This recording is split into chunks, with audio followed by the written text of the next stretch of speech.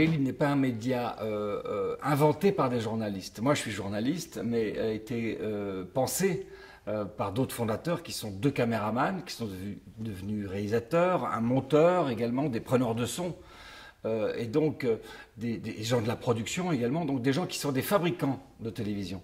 Et c'est très important parce qu'on n'a pas donné le pouvoir aux journalistes. Il y a peu de commentaires sur la télé libre.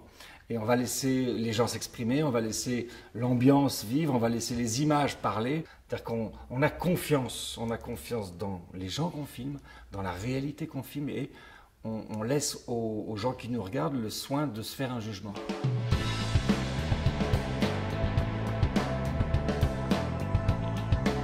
Reporter citoyen, c'est effectivement une émanation de la télé libre, donc qui est associatif, et de l'EMI, l'École des métiers de l'information. C'est des gens qui forment en formation professionnelle. On a mis en gros nos talents en commun. Eux, ils connaissent la pédagogie, la formation. Nous, on connaît bien la télévision, on sait comment fabriquer ça et Internet. Et donc, on s'est dit, on va ouvrir notre profession à ceux qui n'y ont pas accès, c'est-à-dire à ceux qui ne sont pas du milieu, qui n'ont pas non plus la possibilité d'aller dans des écoles parce que c'est très cher. En fait, la promesse qu'on leur fait, c'est qu'ils seront des citoyens actifs au bout des 3 ans de formation. C'est une formation continue, hein, c'est une fois par semaine qu'on les voit. Il y a des stages à la télé libre et des voyages également. Et à la fin, on va donner à ces citoyens la possibilité d'exister en tant qu'actifs. Donc on peut faire un blog, on peut tourner, on peut monter.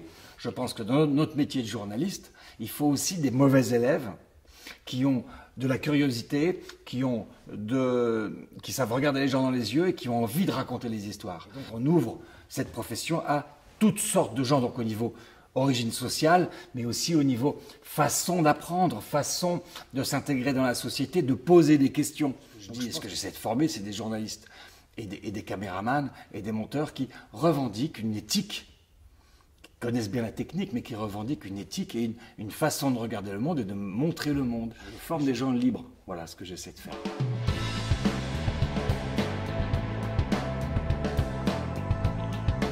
C'est vrai que la télé libre est née en 2007, au moment où Internet devenait quelque chose d'important, où il y avait la DSL, on appelait ça la DSL, c'est-à-dire qu'en fait on pouvait voir de la vidéo sur Internet, hein, c'est revenu en arrière. Donc il y a une liberté avec Internet qu'on va maintenant trouver avec la télévision connectée à Internet. On va pouvoir décider de son programme, on va pouvoir le voir quand on veut, et donc ça c'est quelque chose d'assez passionnant par rapport au côté totalitaire de la télévision flux. Je me pose la question, mais qu'est-ce qui se passe là ? Avec cette télévision connectée, on va être entre est-ce qu'on va choisir ou est-ce qu'on va consommer ?